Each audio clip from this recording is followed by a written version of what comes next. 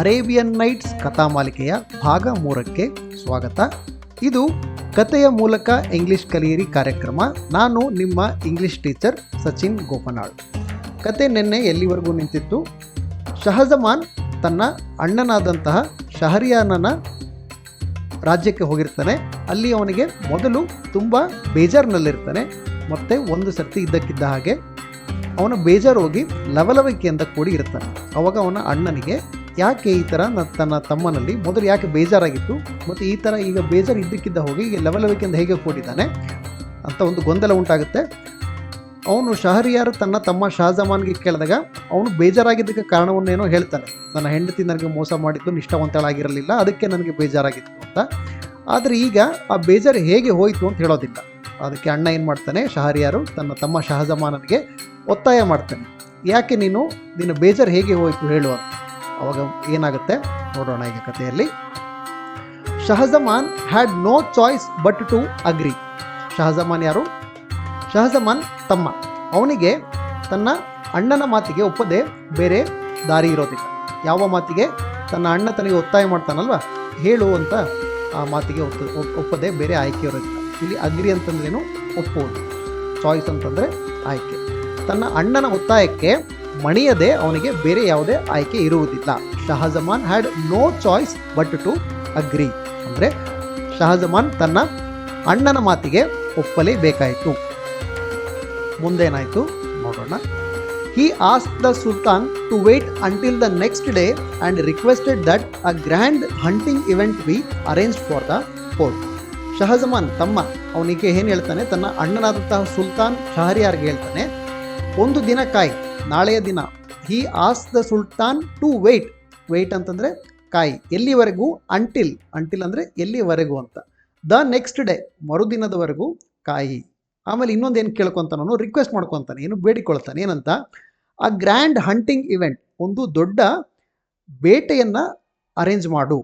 ಯಾರಿಗೆ? ಇಡೀ ಆಸ್ಥಾನಕ್ಕೆ. ಇಲ್ಲಿ ಕೋರ್ಟ್ ಅಂತಂದರೆ ಆಸ್ಥಾನ ಅಂತ. ಸೊ ಶಹಜಮಾನ್ ಏನು ಹೇಳ್ತಾನೆ, ನನಗೆ ಉತ್ತರ ಕೊಡೋದಕ್ಕೆ ಒಂದು ದಿನ ಸಮಯ ಕೊಡು, ಜೊತೆಗೆ ನಾಳೆ ಇಡೀ ಆಸ್ಥಾನಕ್ಕೆ ಒಂದು ದೊಡ್ಡ ಬೇಟೆಯನ್ನು ಏರ್ಪಾಟು ಮಾಡು ಅಂತ ಹೇಳ್ತಾನೆ. Shahryar agreed. ಅಣ್ಣನಾದಂತಹ ಸುಲ್ತಾನ್ ಶಹರಿಯಾರು ಅಗ್ರೀಡ್, ಅವನು ಒಪ್ಪಿಕೊಂಡ ತನ್ನ ತಮ್ಮನ ಮಾತಿಗೆ. And following his brother's instructions left his entourage behind. ಇಲ್ಲಿ ಎಂಟುರೇಜ್ ಅಂತ ಇದೆಯಲ್ಲ, ಅದನ್ನು ಏನಂತ ಉಚ್ಚಾರ ಮಾಡ್ತೀವಿ ನಾವು? ಆಂಟುರಾಜ್ ಅಂತ ಉಚ್ಚಾರ ಮಾಡ್ತೀವಿ. ಏನು ಆಂಟುರಾಜ್ ಅಂತಂದರೆ? ಆಂಟುರಾಜ್ ಅಂತಂದರೆ ಸಹಚರರ ಪರಿವಾರ. ಅಂದರೆ ರಾಜನ ಆಸ್ಥಾನದಲ್ಲಿ ರಾಜನ ಜೊತೆಗೆ ಯಾರು ಇರ್ತಾರಲ್ಲ, ಆ ಸಹಚರೆಲ್ಲ ಇರ್ತಾರಲ್ಲ, ಆ ಸಹಚರರ ಪರಿವಾರಕ್ಕೆ ಏನಂತ ಕರೀತಾರೆ? ಆಂಟುರಾಜ್ ಅಂತ ಕರೀತಾರೆ. ಸೊ ಸುಲ್ತಾನ್ ಆದಂತಹ ಶಹರಿಯಾರು ತನ್ನ ತಮ್ಮನ ಮಾತಿಗೆ ಒಪ್ಪಿಕೊಂಡ, ಅಗ್ರೀಡ್. ಆ್ಯಂಡ್ ಅಂದರೆ ಮತ್ತೆ ಫಾಲೋಯಿಂಗ್ ಹಿಸ್ ಬ್ರದರ್ ಇನ್ಸ್ಟ್ರಕ್ಷನ್ಸ್, ತನ್ನ ತಮ್ಮನ ಸೂಚನೆಯ ಮೇರೆಗೆ, ತನ್ನ ತಮ್ಮನ ಸೂಚನೆಯ ಮೇರೆಗೆ ಏನು ಮಾಡ್ತಾನೆ ಅವನು? ಲೆಫ್ಟ್ ಹಿಸ್ ಆಂಟುರಾಜ್ ಬಿಹೈಂಡ್ ಅಂದರೆ ಅವರು ಬೇಟೆಗೇನೋ ಹೋದರು, ಆದರೆ ತನ್ನ ಪರಿವಾರವನ್ನು, ಸಹಚರರ ಪರಿವಾರವನ್ನು ಅಲ್ಲೇ ಬಿಡ್ತಾನೆ ಅವನು. ಎಲ್ಲಿ? ಬೇಟೆಯಲ್ಲಿ ಬಿಡ್ತಾನೆ. ಲೆಫ್ಟ್ ಬಿಹೈಂಡ್ ಅಂದರೆ ಬೇಟೆಗೆ ಹೋದರು, ಬೇಟೆಗೆ ಏರ್ಪಾಟಾಯಿತು, ಬೇಟೆಗೆ ಹೋದರು, ಆದರೆ ಅವರನ್ನು ಅಲ್ಲಿ ತನ್ನ ಪರಿವಾರನ ಅಲ್ಲಿ ಬೇಟೆ ಆಡೋದಕ್ಕೆ ಬಿಟ್ಟು ಇವರಿಬ್ಬರು ವಾಪಸ್ ಬರ್ತಾರೆ ಆಸ್ಥಾನಕ್ಕೆ. ಅಂದರೆ ಇಲ್ಲಿಗೆ ರಾಜ್ಯಕ್ಕೆ ವಾಪಸ್ ಬರ್ತಾರೆ. ಅದು ನಮಗೆ ಮುಂದಿನ ಸೆಂಟೆನ್ಸ್ನಲ್ಲಿ, ಮುಂದಿನ ವಾಕ್ಯದಲ್ಲಿ ಕಾಣುತ್ತೆ ಅದು. ಹಿ ಸೀಕ್ರೆಟ್ಲಿ ರಿಟರ್ನ್ಡ್ ಟು ಶಹಜಮಾನ್ಸ್ ಕ್ವಾರ್ಟರ್ಸ್. ಯಾರು ಇಲ್ಲಿ ಹಿ ಅಂತಂದರೆ ರಾಜ ಸುಲ್ತಾನ್ ಶಹರಿಯಾರ್. ಶಹರಿಯಾರ್ ಸೀಕ್ರೆಟ್ಲಿ ಅಂದರೆ ರಹಸ್ಯವಾಗಿ, ರಿಟರ್ನ್ಡ್ ಅಂದರೆ ಹಿಂತಿರುಗಿದ. ಎಲ್ಲಿಗೆ? ತಮ್ಮನಾದಂಥ ಶಹಜಮಾನನ ಕ್ವಾರ್ಟರ್ಸ್ಗೆ. ಕ್ವಾರ್ಟರ್ಸ್ ಅಂತಂದ್ರೇನು? ಇಲ್ಲಿ ಉಳಿದುಕೊಳ್ಳುವ ಜಾಗ ಅನ್ನೋ ಅರ್ಥ ಬರುತ್ತೆ ಕ್ವಾರ್ಟರ್ಸ್ ಅಂತಂದರೆ. ನಾವು ಕೂಡ ಬಳಸ್ತೀವಲ್ವಾ, ಪೊಲೀಸ್ ಕ್ವಾರ್ಟರ್ಸ್, ಡಾಕ್ಟರ್ಸ್ ಕ್ವಾರ್ಟರ್ಸ್, ಆ ಥರ ಸ್ಟಾಫ್ ಕ್ವಾರ್ಟರ್ಸ್ ಅಂತ ಅಂತೀವಲ್ವಾ, ಆ ರೀತಿ. ಅವನು ತನ್ನ ರಾಜ್ಯದಲ್ಲಿ ತನ್ನ ಅರಮನೆಯ ಒಂದು ಭಾಗವಾಗಿ ಶಹಜಮಾನನಿಗೆ ಉಳ್ಕೊಳ್ಳೋಕ್ಕೆ ಒಂದು ಜಾಗ ಕೊಟ್ಟಿರ್ತಾರಲ್ಲ, ಶಹಜಮಾನನ ಕ್ವಾರ್ಟರ್ಸ್ನ, ಅಲ್ಲಿಗೆ ರಹಸ್ಯವಾಗಿ ಅವನು ಹಿಂದಿರುಗಿ ಬರ್ತಾನೆ. ತಾನು ಅಣ್ಣ ತಮ್ಮ ಇಬ್ಬರು ಹಿಂದಿರುಗಿ ಬರ್ತಾರೆ ಆ್ಯಕ್ಚುಲಿ. ಅಲ್ಲಿ where there was a hidden spot. ಅಲ್ಲಿ ಏನಿರುತ್ತೆ, ತಮ್ಮ ತಂಗಿದ್ದಂತಹ ಜಾಗದಲ್ಲಿ ಏನಿರುತ್ತೆ, ಒಂದು ರಹಸ್ಯವಾದ ಜಾಗ ಇರುತ್ತೆ, hidden spot. Overlooking the sultaness's gardens. ಇಲ್ಲಿ ಓವರ್ಲುಕ್ ಅಂತಂದ್ರೆ ಏನು? ಓವರ್ಲುಕ್ ಅಂತಂದರೆ ನೋಡು ಅಥವಾ ನೋಡುವ ಜಾಗದಲ್ಲಿರುವಂಥ. ಉದಾಹರಣೆಗೆ ಈಗ ಮಲ್ಪೆಯಲ್ಲೋ ಮಣಿಪಾಲದಲ್ಲೋ ಮಂಗಳೂರಿನಲ್ಲೋ ಒಂದು ಮನೆಯನ್ನು ನಾವು ಸಮುದ್ರಮುಖಿ ಮನೆ ಅಂತ ಕರೆದ್ರೆ ಅದರ ಅರ್ಥ ಏನು? ಅದು ಸಮುದ್ರಕ್ಕೆ ಮುಖ ಮಾಡಿದೆ ಅಂತ, ಅಂದರೆ ಅಲ್ಲಿಂದ ಸಮುದ್ರ ಕಾಣುತ್ತೆ ಅಂತ. ಅದನ್ನ ಇಂಗ್ಲೀಷ್ನಲ್ಲಿ ಏನಂತಾರೆ, a house over looking the C ಅಂತ ಅಂತಾರೆ. ಅಂದರೆ ಆ ಮನೆಯಲ್ಲಿ ನೀವು ನಿಂತ್ಕೊಂಡ್ರೆ ನಿಮಗೆ ಸಮುದ್ರ ಕಾಣುತ್ತೆ, ಆ ಥರದಕ್ಕೆ ಓವರ್ ಲುಕಿಂಗ್ ಅಂತ ಕರೀತಾರೆ. ಸೊ ಇಲ್ಲಿ ಈ ಶಹಜಮಾನನ ಕ್ವಾರ್ಟರ್ಸ್, ಈ ಶಹಜಮಾನ ತಂಗಿದ್ದಂತಹ ಜಾಗದಲ್ಲಿ ಒಂದು ರಹಸ್ಯ ಜಾಗವಿತ್ತು. ಆ ಜಾಗ ಅಲ್ಲಿಂದ ಏನು ಕಾಣಿಸ್ತಾ ಇತ್ತು? ಸುಲ್ತಾನಿ ಯಾರು? ಸುಲ್ತಾನ್ ಶಹರಿಯಾರನ ಹೆಂಡತಿ ರಾಣಿ, ಅವಳ ಗಾರ್ಡನ್ಸ್ ಅಂದರೆ ಉದ್ಯಾನ, ಅವಳ ಉದ್ಯಾನ ಕಾಣಿಸುವಂಥ ಜಾಗ ಇತ್ತು. ಇಲ್ಲಿ ಶಹಜಮಾನ ತಂಗಿದ್ದಂತಹ ಜಾಗದಿಂದ ಸುಲ್ತಾನಿ ರಾಣಿಯ ಉದ್ಯಾನವನ್ನು ಕಾಣುವಂತಹದ್ದು ಒಂದು ಗುಪ್ತವಾದಂತಹ ಜಾಗ ಇತ್ತು. ಅಲ್ಲಿಗೆ ಅಣ್ಣ ತಮ್ಮ ಇಬ್ಬರು ಬಂದರು. ಇಬ್ಬರು ಏನು ಮಾಡಿದ್ರು? ಒಂದು ಬೇಟೆಯನ್ನು ಏರ್ಪಾటు ಮಾಡಿದ್ರು. ಬೇಟೆಗೆ ಇಡೀ ಆಸ್ಥಾನವನ್ನು ಕಳಿಸಿದ್ರು. ತಾವು ಕೂಡ ಬೇಟೆಯೊಂದಿಗೆ ಹೋಗಿದ್ದೇವೆ ಅನ್ನೋ ರೀತಿಯಲ್ಲಿ ನಾಟಕವನ್ನು ಮಾಡಿದರು. ಆದರೆ ನಾಟಕವನ್ನು ಮಾಡಿ ಅವರಿಬ್ಬರನ್ನೇ ಗುಪ್ತವಾಗಿ ರಹಸ್ಯವಾಗಿ ಹಿಂದಿರುಗಿ ಈ ರಹಸ್ಯ ಸ್ಥಳದಲ್ಲಿ ನಿಂತ್ಕೊಂಡ್ರು. ಮುಂದೆ ಏನಾಗುತ್ತೆ? ಫ್ರಮ್ ದೇರ್ ಅಂದರೆ ಅಲ್ಲಿಂದ, ಶಹಜಮಾನ್ ಹ್ಯಾಡ್ ಪ್ರೀವಿಯಸ್ಲಿ ವಿಟ್ನೆಸ್ಡ್, ಇಲ್ಲಿ ವಿಟ್ನೆಸ್ ಅಂತಂದರೆ ನೋಡು ಅಥವಾ ಗಮನಿಸು ಅನ್ನೋ ಅರ್ಥ ಬರುತ್ತೆ.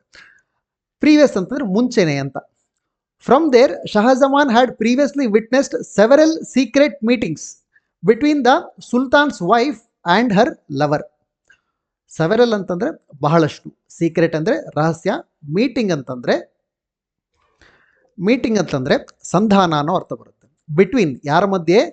ಸುಲ್ತಾನನ ಹೆಂಡತಿ ಅಂದರೆ ರಾಣಿ ಮತ್ತು ಆಕೆಯ ಪ್ರಿಯಕರ. ಸೊ ಆ ಜಾಗದಲ್ಲಿ ಶಹಜಮಾನ್ ಅಂದರೆ ತಮ್ಮ ಮುಂಚೆನೇ ಎಷ್ಟೊಂದು ಸರ್ತಿ ಏನು ನೋಡಿರ್ತಾನೆ? ತನ್ನ ಅತ್ತಿಗೆ, ತನ್ನ ಅಣ್ಣನ ಹೆಂಡತಿ ಮತ್ತು ಅವಳ ಪ್ರಿಯಕರ ಸಂಧಿಸುವುದನ್ನು ಅಲ್ಲಿಂದ ಮುಂಚೆನೆ ಬಹಳಷ್ಟು ಸರ್ತಿ ನೋಡಿರ್ತಾನೆ. Now Shahryar too saw the evidence of his wife's betrayal and dishonor. ಈಗ ಅಣ್ಣನಾದಂತಹ ಶಹರಿಯಾರ್ ಕೂಡ, ಟು ಅಂತಂದರೆ ಕೂಡ, ಅವನು ಕೂಡ ನೋಡ್ತಾನೆ. ಸಿ ಅನ್ನೋದು ವರ್ತಮಾನ ಕಾಲ, ನೋಡು. ಸಾ ಅಂತಂದರೆ ನೋಡಿ ಆಯಿತು, ಭೂತಕಾಲ. ಸಾ ದ ಎವಿಡೆನ್ಸ್ ಅಂತಂದರೆ ಪುರಾವೆ ಅನ್ನೋ ಅರ್ಥ ಬರುತ್ತೆ. Shahryar to saw the evidence of his wives, ತನ್ನ ಹೆಂಡತಿಯ ಬಿಟ್ರೇಯಲ್ ಅಂತಂದರೆ ಮೋಸ, ಆ್ಯಂಡ್ ಡಿಸಾನರ್ ಅಂತಂದರೆ ಮರ್ಯಾದೆಗೇಡು ಆಗುವಂತಹ ಕೆಲಸ. ಸೊ ಮುಂಚೆ ತನ್ನ ತಮ್ಮನಾದಂತಹ ಶಹಜಮಾನ್ ನೋಡಿರುವುದನ್ನು ಶಹರಿಯಾರ್ ಕೂಡ ನೋಡ್ತಾನೆ. ಏನನ್ನ ನೋಡ್ತಾನೆ? ತನ್ನ ಹೆಂಡತಿ ತನಗೆ ಮಾಡುವ ಮೋಸ ಮತ್ತು ಮರ್ಯಾದೆಗೇಡು ಕೆಲಸವಾದ ಪುರಾವೆಯನ್ನು ನೋಡ್ತಾನೆ. It was this painful discovery Shahzaman explained that lifted my sadness. ಇವಾಗ ತಮ್ಮನಾದಂತಹ ಶಹಜಮಾನ್ ಮಾತಾಡ್ತಾನೆ. ಏನು? It was this painful discovery, ಏನು ಈ ನೋವುಂಟು ಮಾಡುವಂಥ ವಿಷಯವನ್ನು ನಾನು ತಿಳ್ಕೊಂಡಿದ್ದರಿಂದ ಏನಾಯಿತು ಅಂದರೆ, ಏನು ನೋವುಂಟು ಮಾಡುವ ವಿಷಯ? ನನ್ನ ಅತ್ತಿಗೆ ಇಂಥ ಮೋಸ ಮಾಡ್ತಿರೋ ವಿಷಯ ನನಗೆ ನೋವುಂಟು ಮಾಡಿತು. ಅದನ್ನು ತಿಳ್ಕೊಂಡದ್ರಿಂದ ಏನಾಯಿತು? ದಟ್ ಲಿಫ್ಟೆಡ್ ಮೈ ಸ್ಯಾಡ್ನೆಸ್, ನನ್ನ ಅತ್ತಿಗೆ ಈ ಥರ ಅಣ್ಣನಿಗೆ ಮೋಸ ಮಾಡ್ತಿರೋದು ನನಗೆ ಬೇಜಾರಾದರೂ ಕೂಡ ಅದು ನನ್ನ ದುಃಖವನ್ನು ಕಡಿಮೆ ಮಾಡ್ತು. ಲಿಫ್ಟ್ ಅಂತಂದರೆ ತೆಗೆ ಏನೋ ಅರ್ಥ ಬರುತ್ತೆ. ಸ್ಯಾಡ್ನೆಸ್ ಅಂತಂದರೆ ದುಃಖ. ನನ್ನ ದುಃಖವನ್ನು ಅದು ಕಳೀತು ಅಂತ ಹೇಳ್ತೇನೆ. ಹೆಂಗೆ ಕಳೀತು? If even a man as admirable as my brother could not keep his wife faithful, it convinced me that all women are untrustworthy. Admirable ಅಂತಂದ್ರೇನು? ಶ್ಲಾಘನೀಯ ಅಥವಾ ಪ್ರಶಂಸೆಗೆ ಅರ್ಹರಾದಂತಹ. ಫೇತ್ಫುಲ್ ಅಂತಂದರೆ ನಿಷ್ಠಾವಂತ. ಅನ್ಟ್ರಸ್ಟ್ ವರ್ದಿ ಅಂದರೆ ನಿಷ್ಠೆ ಇಲ್ಲದ. ಸೊ ಏನು ಹೇಳ್ತಾನೆ ತಮ್ಮ ಶಹಜಮಾನು?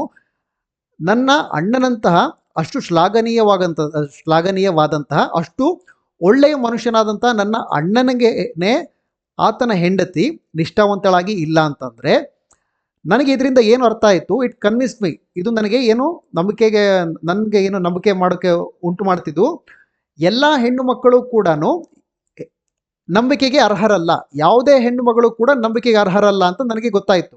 ನನ್ನ ಹೆಂಡತಿ ನನಗೆ ಮೋಸ ಮಾಡಿದ್ದಕ್ಕೆ ನನಗೆ ಬೇಜಾರಾಗಿತ್ತು. ಆದರೆ ನನ್ನ ಅಣ್ಣ ಹೆಂಡತಿ ಕೂಡ, ನನ್ನ ಅಣ್ಣ ಎಂಥ ದೊಡ್ಡ ಮನುಷ್ಯ, ಅವನ ಹೆಂಡತಿ ಕೂಡ ಅವನಿಗೆ ಮೋಸ ಮಾಡ್ತಿದ್ದಾಳಂದರೆ ಈ ಹೆಣ್ಣು ಮಕ್ಕಳು ಕುಲವೇ ನಂಬಿಕೆಗೆ ಅರ್ಹವಲ್ಲ ಅಂತ ನನಗೆ ಕನ್ವಿನ್ಸ್ ಆಯಿತು.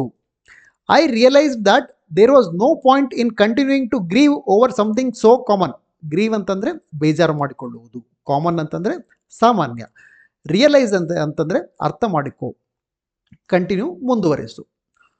ಸೊ ಇಲ್ಲಿ ಶಹಜಮಾನ್ ಹೇಳ್ತಾ ಇರೋದಿನ್ನ ನನಗೆ ಅರ್ಥವಾಯಿತು. ಏನು ಅರ್ಥವಾಯಿತು? ದೇರ್ ವಾಸ್ ನೋ ಪಾಯಿಂಟ್, ಇದರಲ್ಲಿ ಯಾವುದೇ ಅರ್ಥ ಇಲ್ಲ. ಯಾವುದರಲ್ಲಿ ಅರ್ಥ ಇಲ್ಲ? ಕಂಟಿನ್ಯೂಯಿಂಗ್ ಮುಂದುವರಿಸುವುದು. ಏನೇನು ಮುಂದುವರಿಸುವುದು? ಗ್ರೀವಿಂಗ್, ಗ್ರೀವ್ ಅಂತಂದರೆ ಬೇಜಾರಾಗಿರೋದು. ಬೇಜಾರಾಗಿರುವುದನ್ನು ಮುಂದುವರಿಸುವುದರಲ್ಲಿ ಯಾವುದೇ ಅರ್ಥ ಇಲ್ಲ. ಯಾಕೆ?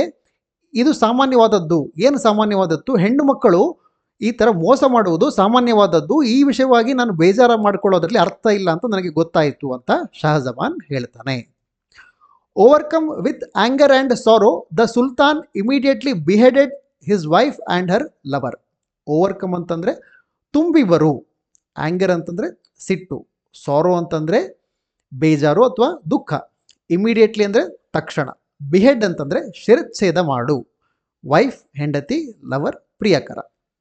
ಸೊ ಈಗ ಅಣ್ಣನಾದಂತಹ ಸುಲ್ತಾನ್ ಶಹರ್ಯಾರ್ನ ಸರದಿ, ಅವನಿಗೆ ಸಿಟ್ಟು ಮತ್ತು ದುಃಖ ಒತ್ತಿಕೊಂಡು ಬಂತು. ಓವರ್ಕಮ್ ಅಂತಂದರೆ ಒತ್ತಿಕೊಂಡು ಬರುವನೋ ಅರ್ಥ. ಎಷ್ಟು ದುಃಖ ಮತ್ತು ಸಿಟ್ಟು ಒತ್ತಿಕೊಂಡು ಬಂತು ತನ್ನ ಹೆಂಡತಿಯ ಸಿಟ್ಟಿನಿಂದ, ತನ್ನ ಹೆಂಡತಿಯ ಮೋಸದಿಂದ ಅಂತಂದರೆ ಸುಲ್ತಾನ್ ಶಹರ್ಯಾರ್ ಏನು ಮಾಡ್ದ? ತಕ್ಷಣವೇ ಇಮಿಡಿಯೇಟ್ಲಿ ತನ್ನ ಹೆಂಡತಿಯನ್ನು ಮತ್ತು ಅವಳ ಪ್ರಿಯಕರನನ್ನು ಶಿರಚ್ಛೇದ ಮಾಡ್ದ. ಬಿಹೆಡ್ ಅಂತಂದರೆ ಶಿರಚ್ಛೇದ. Deeply affected by the betrayal. Deeply ಅಂತಂದರೆ ಆಳವಾಗಿ. ಅಫೆಕ್ಟೆಡ್, ಅಫೆಕ್ಟ್ ಅಂತಂದರೆ ಪರಿಣಾಮ ಬೀರು. ಬೈ ದ ಬಿಟ್ರೇಯಲ್, ಯಾವುದರಿಂದ? ಮೋಸದಿಂದ. ಹಿ ಸಜೆಸ್ಟೆಡ್, ಇಲ್ಲಿ ಹಿ ಅಂತಂದ್ರೆ ಯಾರು? ಅಣ್ಣನಾದಂತಹ Shahryar. Deeply affected by the betrayal, he suggested to his brother that they leave everything behind, their kingdom's riches. ಈ ಮೋಸದಿಂದ ಎಷ್ಟು ಆಳವಾಗಿ ಅವನ ಮೇಲೆ ಪರಿಣಾಮ ಬೀರ್ತು ಅಂತಂದರೆ, ಯಾರ ಮೇಲೆ? ಶಹರ್ಯಾರ್ ಮೇಲೆ. ಅವನು ತನ್ನ ತಮ್ಮನಿಗೆ ಸಜೆಸ್ಟ್ ಮಾಡ್ತಾನೆ. ಸಜೆಸ್ಟ್ ಅಂತಂದ್ರೆ ಏನು? ಸಲಹೆ ಕೊಡುವುದು. ಯಾರಿಗೆ? ಹಿ ಸಜೆಸ್ಟೆಡ್ ಇಸ್ ಬ್ರದರ್, ತನ್ನ ತಮ್ಮನಿಗೆ ಸಲಹೆ ಕೊಡ್ತಾನೆ. ಏನಂತ? ದಾಟ್ ದೇ ಲೀವ್, ಲೀವ್ ಅಂದರೆ ಬಿಡು, ಎವ್ರಿಥಿಂಗ್, ಎಲ್ಲವನ್ನು ಬಿಡೋಣ, ಹಿಂದೆ, ಎಲ್ಲವನ್ನು ಹಿಂದಕ್ಕೆ ಬಿಡೋಣ. ಏನನ್ನ? ನಮ್ಮ ರಾಜ್ಯಗಳು ಮತ್ತು ನಮ್ಮ ಐಶ್ವರ್ಯವನ್ನು ಹಿಂದೆ ಬಿಟ್ಟೋಣ. ನನಗೆ ಇದರಿಂದ, ಈ ಮೋಸದಿಂದ ಎಷ್ಟು ಆಘಾತವಾಗಿದೆ, ಎಷ್ಟು ಆಳವಾಗಿ ಆಘಾತ ಆಗಿದೆ ಅಂತಂದರೆ, ನಾವು ನಮ್ಮ ಎಲ್ಲ ಐಶ್ವರ್ಯಗಳನ್ನು, ನಮ್ಮ ರಾಜ್ಯಗಳನ್ನು ಬಿಟ್ಟು ಬಿಡೋಣ ಅಂತ ಅಣ್ಣನಾದಂತಹ ಸುಲ್ತಾನ್ ಶಹರ್ಯಾರ್ ತಮ್ಮ ಶಹಜಹಾನ್ಗೆ ಹೇಳ್ತಾನೆ. ಆ್ಯಂಡ್ ವರ್ಲ್ಡ್ಲಿ ರೆಸ್ಪಾನ್ಸಿಬಿಲಿಟೀಸ್, ನಮ್ಮ ಐಶ್ವರ್ಯ ಆಯಿತು, ರಾಜ್ಯಗಳಾಯಿತು, ಜೊತೆಗೆ ವರ್ಲ್ಡ್ಲಿ ಅಂತಂದರೆ ಲೌಕಿಕ. ಇಲ್ಲಿ ನೋಡಿ, ವರ್ಲ್ಡ್ ಅನ್ನೋ ಪದ ಇದೆ. ವರ್ಲ್ಡ್ ಅಂತಂದರೆ ಲೋಕ, ವರ್ಲ್ಡ್ಲಿ ಅಂತಂದರೆ ಲೌಕಿಕ. ಲೌಕಿಕ ರೆಸ್ಪಾನ್ಸಿಬಿಲಿಟೀಸ್, ಲೌಕಿಕ ಕರ್ತವ್ಯಗಳು, ಅದನ್ನು ಕೂಡ ಬಿಟ್ಟುಬಿಡೋಣ. ಆ್ಯಂಡ್ ರಿಟ್ರೀಟ್, ರಿಟ್ರೀಟ್ ಅಂತಂದರೆ ಯಾವುದೋ ಒಂದು ಹಿಂದಕ್ಕೆ ಹೋಗು ಅಥವಾ ಎಲ್ಲೋ ಒಂದು ಕಡೆಗೆ ಹೋಗು ಅಂತ. ಅದು ಎಲ್ಲಿಗೆ ಅಂದರೆ ಏನನ್ನು ಬಿಟ್ಟು ಬಿಟ್ಟು ಹಿಂದಕ್ಕೆ ಹೋಗು ಅನ್ನೋ ಅರ್ಥ ಬರುತ್ತೆ retreat. To a remote, remote ಅಂತಂದರೆ ಯಾರಿಗೂ ಸಿಗದಂತಹ ಅಥವಾ ಏಕಾಂತವಾದಂತಹ. ಸಿಂಪಲ್ ಅಂತಂದರೆ ಸರಳ, ಲೈಫ್ ಅಂತಂದರೆ ಜೀವನ. ಸೊ ಅಣ್ಣನಾದಂತಹ ಶಹರ್ಯಾರ್ ತಮ್ಮ ಶಹಜಹಾನ್ಗೆ ಏನು ಹೇಳ್ತಾನೆ? ನಾವು ನಮ್ಮ ರಾಜ್ಯವನ್ನು ಬಿಡೋಣ, ನಮ್ಮ ಐಶ್ವರ್ಯವನ್ನು ಬಿಡೋಣ, ನಮ್ಮ ಲೌಕಿಕ ಕರ್ತವ್ಯಗಳನ್ನು ಬಿಟ್ಟು ಬಿಡೋಣ, ಬಿಟ್ಟು ಬಿಟ್ಟು ಒಂದು ಏಕಾಂತವಾದಂತಹ, ರಿಮೋಟ್, ಏಕಾಂತವಾದಂತಹ ಸರಳ ಜೀವನಕ್ಕೆ ಹೋಗೋಣ, ರಿಟ್ರೀಟ್ ಮಾಡೋಣ, ಅಂದರೆ ಹೋಗೋಣ ಅಂತ ಯಾರು ಹೇಳ್ತಾರೆ? ಅಣ್ಣ ತಮ್ಮನಿಗೆ ಹೇಳ್ತಾನೆ. They would leave in solitude. Solitude ಅಂತಂದರೆ ಏಕಾಂತ, ಲೀವ್ ಅಂತಂದರೆ ಜೀವನ ನಡೆಸು. They would leave in solitude avoiding, avoid ಅಂತಂದರೆ ಅವಾಯ್ಡ್ ಅಂತಂದರೆ ದೂರ ಇರುವುದು. ಫರ್ದರ್ ಅಂತಂದರೆ ಮುಂದಿನ ಅಥವಾ ಮುಂದೆ ಆಗಲಿರುವ. ಹಾರ್ಟ್ ಬ್ರೇಕ್ ಅಂದರೆ ಮುಂದೆ ಕೂಡ ಇದೇ ರೀತಿ ಆಘಾತವಾಗುವುದನ್ನು. ಕಾಸ್ಡ್ ಬೈ, ಕಾಸ್ಡ್ ಬೈ ಅಂತಂದರೆ ಉಂಟು ಮಾಡುವುದು ಅಥವಾ ಉಂಟು ಮಾಡುವುದರಿಂದ. Caused by the treachery of women. Women ಅಂತಂದರೆ ಹೆಣ್ಣು ಮಕ್ಕಳು, ಟ್ರೆಚರಿ ಅಂತಂದರೆ ಮೋಸ. ಸೊ ಅಣ್ಣನಾದಂತಹ ಶಹರ್ಯಾರ್ ತಮ್ಮನಿಗೆ ಯಾಕೆ ಹೇಳ್ತಾನೆ ನಾವು ಎಲ್ಲವನ್ನು ಬಿಟ್ಟು ಏಕಾಂತಕ್ಕೆ ಹೋಗೋಣ ಅಂತ? ಮುಂದೆ ಇದೇ ರೀತಿ ಹೆಣ್ಣು ಮಕ್ಕಳಿಂದ ಮೋಸ ಆಗಿ ಅದರಿಂದ ಆಘಾತವಾಗುವುದನ್ನು ತಪ್ಪಿಸಿಕೊಳ್ಳುವುದಕ್ಕೆ ನಾವು ಏಕಾಂತಕ್ಕೆ ಹೋಗೋಣ ಅಂತ ಹೇಳ್ತಾ ಇದ್ದಾನೆ. They would leave in solitude avoiding further heartbreak caused by the treachery of women. ಈ ರೀತಿ ಹೆಣ್ಣು ಮಕ್ಕಳಿಂದ ಮುಂದೆ ಮತ್ತೆ ಆಘಾತವಾಗುವುದನ್ನು ತಪ್ಪಿಸಿಕೊಳ್ಳುವುದಕ್ಕೆ ನಾವು ಏಕಾಂತ ಜೀವನಕ್ಕೆ ಹೋಗೋಣ. Shahjahan did not think it was wise to oppose his brother's emotional outburst, so he readily agreed to the plan. ಶಹಜಹಾನ್ಗೆ ಈ ಮಾತು ಒಪ್ಪಿಗೆ ಆಯಿತೋ ಬಿಡ್ತೋ ಅದನ್ನ ಇಲ್ಲಿ ಹೇಳಿಲ್ಲ. ಬಟ್ ಏನು ಹೇಳ್ತಾರೆ, ಅವನಿಗೆ ಒಂದು ಗೊತ್ತಾಯಿತು. ಏನು? ವೈಸ್ ಅಂತಂದ್ರೇನು? ವೈಸ್ ಅಂತಂದರೆ ವಿವೇಕ ಉಳ್ಳ ಅನ್ನೋ ಅರ್ಥ ಬರುತ್ತೆ. ಏನು? ತನ್ನ ಅಣ್ಣನ ಎಮೋಷನಲ್ ಔಟ್ಬರ್ಸ್ಟ್ ಅಂತಂದರೆ ಭಾವನೆಗಳ ಆಸ್ಫೋಟ, ತನ್ನ ಅಣ್ಣನ ಭಾವನೆಗಳ ಆಸ್ಫೋಟವಾದಾಗ ಅದಕ್ಕೆ ಅಪೋಸ್ ಮಾಡದೆ, ಅದಕ್ಕೆ ವಿರೋಧವನ್ನು ಒಡ್ಡದೆ ಅವನ ಪ್ಲಾನ್, ಅವನ ಯೋಜನೆಗೆ ಒಪ್ಪಿಕೊಳ್ಳುವುದು. ಅಗ್ರಿ ಅಂತಂದರೆ ಒಪ್ಪಿಕೊಳ್ಳು, ರೆಡಿಲಿ ಅಂತಂದರೆ ಸುಲಭವಾಗಿ ಅಥವಾ ಒಂದೇ ಸರ್ತಿಗೆ. ಅಂದರೆ ಶಹಜಮಾನಿಗೆ ಈ ಮಾತು ಒಪ್ಪಿಗೆ ಆಯಿತೋ ಬಿಡ್ತೋ ಅದು ಅಷ್ಟು ಮುಖ್ಯವಾದದ್ದಲ್ಲ. ಅವನಿಗೆ ಇಷ್ಟು ಮಾತ್ರ ಗೊತ್ತಾಗುತ್ತೆ, ಏನು, ನನ್ನ ಅಣ್ಣನ ಭಾವನಾ ಆಸ್ಫೋಟಕ್ಕೆ ನಾನು ಅಡ್ಡಿಪಡಿಸದೇನೆ ವಿವೇಕಯುತವಾಗಿ ಅವನ ಯೋಜನೆಗೆ ಒಪ್ಪಿಕೊಳ್ಳುವುದು ಒಳ್ಳೆಯದು ಅಂತ ಶಹಜಮಾನಿಗೆ ಮನವರಿಕೆ ಆಗುತ್ತೆ. However he made Shahryar promise one thing. ಆದರೆ ಹವೆವರ್ ಅಂತಂದರೆ ಆದರೆ ಅವನು ತನ್ನ ಅಣ್ಣನಾದಂತಹ ಶಹರಿಯಾರ್ಗೆ ಒಂದು ಪ್ರಾಮಿಸ್ ಮಾಡುವುದಕ್ಕೆ ಒಪ್ಪಿಸ್ತಾನೆ, ಒಂದು ಮಾತು ಕೊಡುವುದಕ್ಕೆ. ಏನು ಮಾತದು? That they would return to their duties and reclaim their thrones. ಏನು, ಅವರು ತಮ್ಮ ಕರ್ತವ್ಯಗಳಿಗೆ ಹಿಂದಿರುಗಿ, ರಿಟರ್ನ್ ಅಂತಂದರೆ ಹಿಂದಿರುಗು, ಡ್ಯೂಟಿ ಅಂದರೆ ಕರ್ತವ್ಯ, and reclaim their Thrones. Throne ಅಂತಂದರೆ ಸಿಂಹಾಸನ, ರೀಕ್ಲೈಮ್ ಅಂತಂದರೆ ಹಕ್ಕು ಸ್ಥಾಪಿಸು. ಏನು, ನಾವು ಮುಂದೊಂದು ದಿನ ನಮ್ಮ ಕರ್ತವ್ಯಗಳಿಗೆ ಹಿಂದಿರುಗಿ ನಮ್ಮ ಸಿಂಹಾಸನದ ಮೇಲೆ ಮತ್ತೆ ನಮ್ಮ ಹಕ್ಕನ್ನು ಸ್ಥಾಪಿಸಬೇಕು. ಇಫ್ ಅಂತಂದರೆ ಯಾವುದೋ ಒಂದು ಘಟನೆ ನಡೆದರೆ, ಅದೇನು ಘಟನೆ? If they ever encountered someone whose misfortune with women was even greater than their own. Encounter ಅಂತಂದ್ರೇನು? ಎನ್ಕೌಂಟರ್ ಅಂತಂದರೆ ಯಾರನ್ನು ಸಂಧಿಸು ಅಥವಾ ನೋಡು ಅಂತ. ಇಫ್ ದೇ ಎವರ್ ಅಂತಂದರೆ ಯಾವತ್ತಾದರೂ. ಇಫ್ ದೇ ಎವರ್ ಎನ್ಕೌಂಟರ್ಡ್, ಅವರು ಯಾವತ್ತಾದರೂ ಒಬ್ಬರನ್ನ ಸಂಧಿಸಿದ್ರು. ಎಂಥವ್ರನ್ನ? ಎಂಥವರು? ಹೂಸ್ ಮಿಸ್ಫಾರ್ಚೂನ್ ಅಂತಂದ್ರೇನು? ದುರಾದೃಷ್ಟ. ಮಿಸ್ಫಾರ್ಚೂನ್ ವಿತ್ ವಿಮೆನ್, ಹೆಣ್ಣು ಮಕ್ಕಳ ಒಂದಿಗೆ ಒಬ್ಬರದು ದುರಾದೃಷ್ಟ. Was even greater than their own, ಅಂದರೆ ನಮಗಿಂತ ಹೆಚ್ಚಿನ ದುರಾದೃಷ್ಟಕರವಾದಂತಹ ವ್ಯಕ್ತಿ ಇನ್ನೊಬ್ಬನು, ಅಂದರೆ ಹೆಣ್ಣು ಮಕ್ಕಳಿಂದ ನಮಗಿಂತ ಹೆಚ್ಚು ಆಘಾತಕ್ಕೆ, ಹೆಚ್ಚು ಮೋಸಕ್ಕೆ ಒಳಗಾಗಿರೋನು ಮುಂದೆ ಎಲ್ಲಾದರೂ ಒಬ್ಬನು ನಮಗೆ ಸಿಕ್ಕರೆ ಆವಾಗ ನಾವು ಹಿಂದಿರುಗಿ ನಮ್ಮ ರಾಜ್ಯಕ್ಕೆ ಬರಬೇಕು, ನಮ್ಮ ಸಿಂಹಾಸನವನ್ನು ಇರಬೇಕು, ನಮ್ಮ ಕರ್ತವ್ಯಗಳನ್ನು ಮತ್ತೆ ವಾಪಸ್ಸು ಪಡೀಬೇಕು ಅಂತ ತಮ್ಮನಾದಂತಹ ಶಹಜಮಾನ್ ತನ್ನ ಅಣ್ಣನಾದಂತಹ ಶಹರಿಯಾರ್ ಕಡೆಯಿಂದ ಮಾತನ್ನು ತೆಗೆದುಕೊಳ್ತಾನೆ. ಸರಿ, ಇಲ್ಲಿಗೆ ಇವತ್ತಿನ ಕಥೆಯನ್ನು ನಿಲ್ಲಿಸೋಣ. ಮುಂದೇನಾಯಿತು ಮುಂದಿನ ವಿಡಿಯೋದಲ್ಲಿ ನೋಡೋಣ. ಆದರೆ ಇವತ್ತು ಕಲಿತ ಪದಗಳನ್ನು ಒಂದ್ಸರಿ ಪುನರಾವರ್ತನೆ ಮಾಡಿಕೊಳ್ಳೋಣ. ಆಂಟುರಾಜ್, ಇದನ್ನು ENTOURAGE ಅಂತ ಬರೆದ್ರು ಕೂಡ ಉಚ್ಚಾರಣೆ ಮಾಡೋದು ಯಾವ ರೀತಿ? ಆಂಟುರಾಜ್ ಅಂತ ಉಚ್ಚಾರಣೆ ಮಾಡ್ತಾರೆ. ಆಂಟುರಾಜ್ ಅಂತಂದ್ರೆ ಏನು? ಸಹಚರರು ಅಥವಾ ಪರಿವಾರ. ಓವರ್ಲುಕ್ ಅಂತಂದ್ರೆ ಏನೋ ಒಂದು ನೋಡು ಅಥವಾ ಕಾಣುವ ಜಾಗದಲ್ಲಿ ಇರುವುದನ್ನು ಓವರ್ಲುಕ್ ಅಂತ ಅಂತಾರೆ. ಬಿಟ್ನೆಸ್ ಅಂತಂದ್ರೆ ನೋಡು. ಡಿಸಾನರ್ ಅಂತಂದ್ರೆ ಮರ್ಯಾದೆಗೇಡು. ಅಡ್ಮಿರಬಲ್ ಅಂತಂದ್ರೆ ಮೆಚ್ಚಬೇಕಾದಂತಹ ಅಥವಾ ಶ್ಲಾಘನೆ ಮಾಡಬೇಕಾದಂತಹ. ಫೇತ್ಫುಲ್ ಅಂತಂದ್ರೆ ನಿಷ್ಠಾವಂತ. ಅನ್ಟ್ರಸ್ಟ್ ವರ್ದಿ ಅಂತಂದ್ರೆ ನಂಬಲು ಅರ್ಹವಲ್ಲದೆ ಇರುವಂತಹ. ಗ್ರೀವ್ ಅಂತಂದ್ರೆ ದುಃಖಿಸು.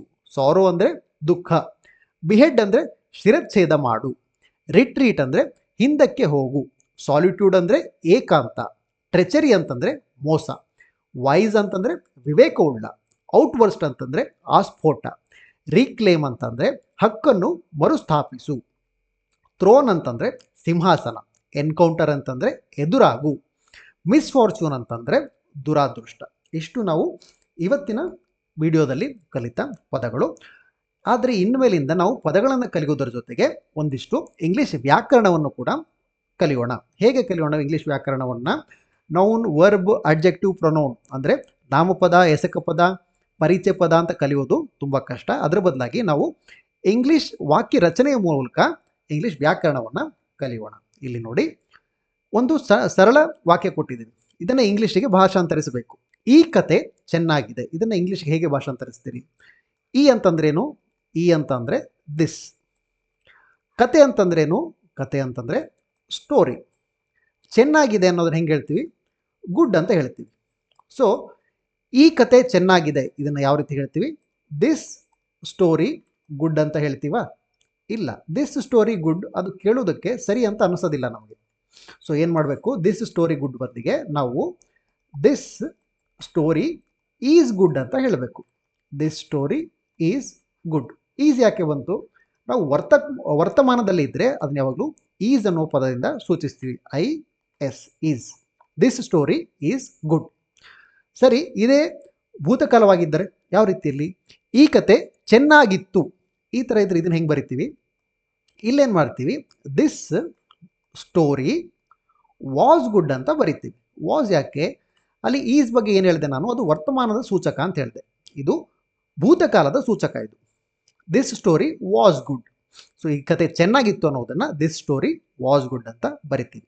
ಸರಿ, ಭವಿಷ್ಯತ್ ಕಾಲವಾದರೆ ಹೇಗೆ, ಈ ಕತೆ ಚೆನ್ನಾಗಿರಲಿದೆ, ಅವಾಗ ಏನು ಮಾಡ್ತೀವಿ, ವಿಲ್ ಬಿ ಅನ್ನುವ ಒಂದು 2 ಪದಗಳನ್ನು ಬಳಸ್ತೀವಿ. ಯಾವ ರೀತಿಯಲ್ಲಿ, this story will be good.